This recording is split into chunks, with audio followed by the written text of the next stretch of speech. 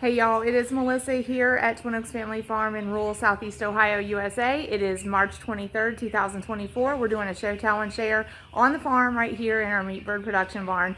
Couple things I want to show you that are show and tell items from our daily life and things you could check out on the internet and search for and maybe shop for from wherever you are in the world. Want you to know we don't get anything for promoting anything or for any of the things that we use on our channel.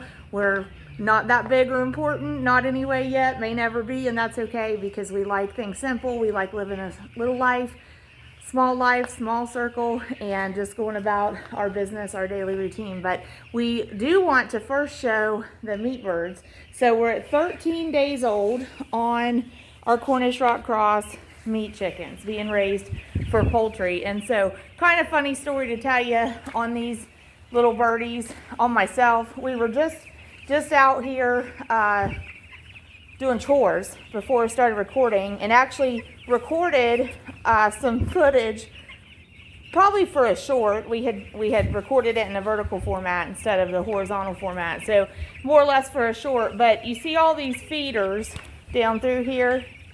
So those feeders, and we got a couple here because now we have 8 heat lamps up, and the heat lamps kind of determine the footprint of our meat birds layout of their space, more or less. But at any rate, so we had let them eat all the feeders down empty, and when you do that, then when you fill them up, they're ready to eat. You know, they're ready to chow down. It's lunchtime, breakfast time, supper time, whatever. But we filled them all up and filled waters, filled feeders, and assessed the flooring and assessed the birds. And all these feeders right here, and those birds were on both sides lined up. So essentially all the birds in the meat bird pen were at the feeders.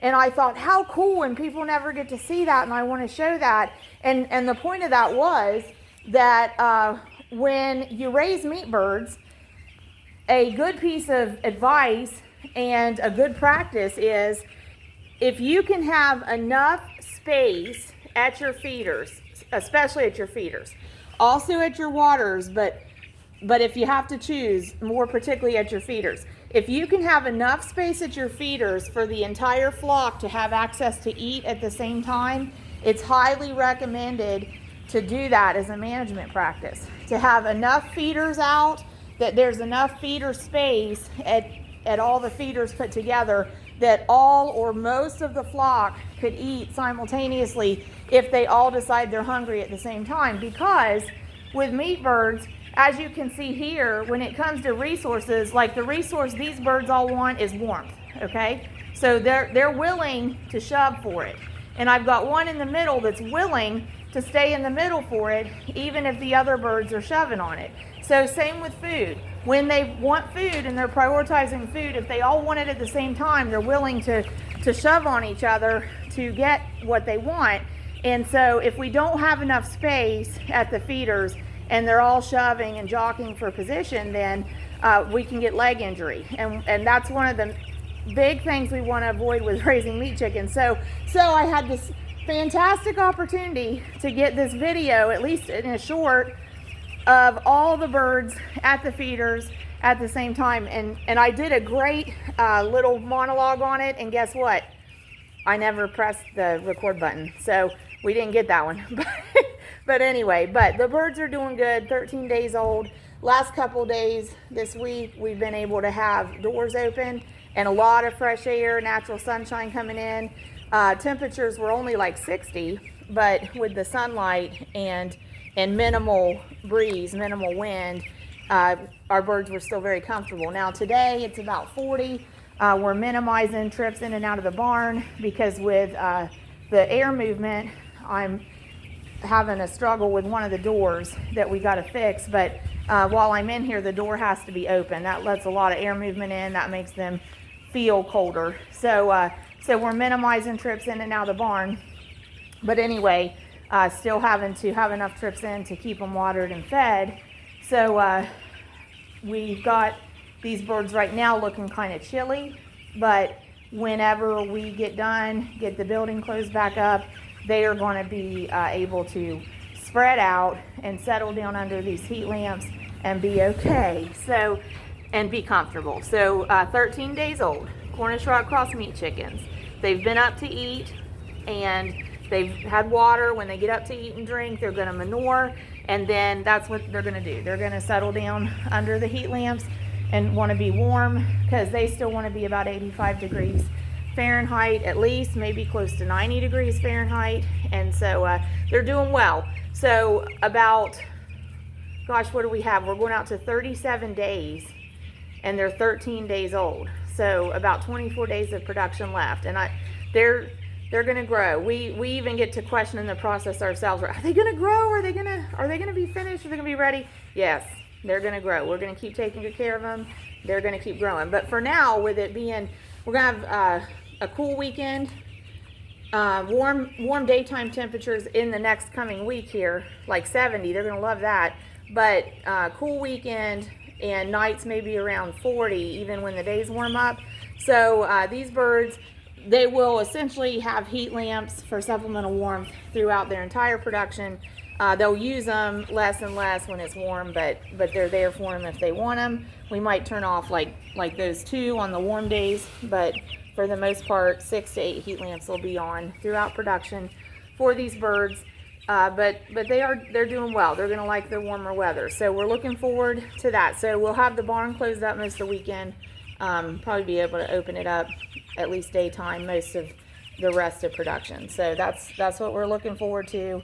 But with that being said, what I wanted to mention is another management practice. If you're raising birds, when the temperatures are colder, even if you're providing supplemental warmth, be mindful of the bedding underneath them, not just for the sake of keeping the footing secure where they're not going to be slipping on it, because that's bad for meat birds' legs, but also be mindful of how it impacts the ambient temperature that they're feeling. So like we just came through right before we recorded, and I put dry, fresh bedding on top of where they're sitting, because with it being cold, we know they're going to be under these heat lamps. Like this is where they're going to spend most of their time, is under these heat lamps. So that's where they're going to manure. So that's going to hold a lot of moisture. And when it's cold out and the bedding is absorbing moisture, the bedding gets a wet feeling, and then that makes them feel colder. So if we can make it feel drier, put fresh bedding that's being more absorbent, then that helps them feel warmer too. So we did that. So the couple things, and let's peek at their neighbors. Let's peek at their neighbors. So by kind of a mishap, that bigger feeder far away from us, feed ended up getting put in that for these little birdies.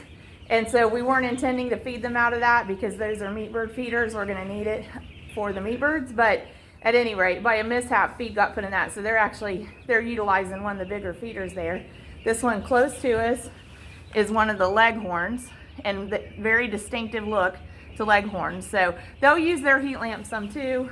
They're doing real well. They're a little over 3 weeks old, and these birds here are coming 2 weeks old. So body wise, I'd say these birds have definitely caught those birds. Their legs are shorter in stature, but certainly in the bulk of their body under their wings, they've caught up with them.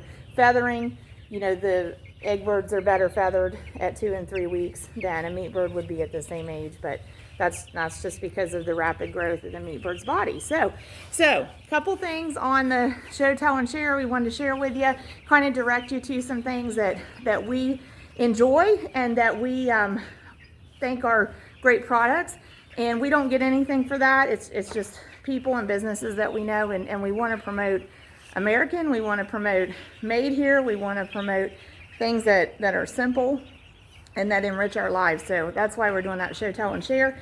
As far as YouTube channels, I have been still watching Farmer Always. Really enjoy it. Just fun to see, because I've never been to Canada, probably will never go to Canada, probably will never go anywhere besides United States of America. And so it's really interesting to see the difference in the climate and see what I can observe, in their recording, in their pictures, in their videos of their scenery there, and hear about the farm and ranch lifestyle in another country. And, you know, Canada is our neighbor as far as United States of America. So that's just interesting. But anyway, check out Farmer Always. We'll put a mention of that over in the description and maybe in the comments too. But I want to show you a couple things. So first of all, I got this one in my pocket, and I'm just going to try to turn the camera around and give you a look here at it. It'll take me a moment to get my hands to cooperate with me. So at any rate, I want to show you this. So we talked before about Down the Rabbit Hole Acres. This is called Happy Heart Tea, and our friend Marie at Down the Rabbit Hole Acres makes this, and the only ingredient in it is holy basil. So Tulsi, it's a plant called Tulsi, but I think it's also known as holy basil. And so this is holy basil tea, and that is all that's in it. And you can go to downtherabbitholeacres.com and see if it's available, and contact the maker of it there and order it there, I believe. So if you like tea, this is a great tea. I use this daily, drink it daily, so I really like it. And on there, I think maybe I read it on the website, but it can be, you know, prepared and used as a warm tea or put over ice as a cold tea. So holy basil tea, she calls hers Happy Heart Tea. But check it out at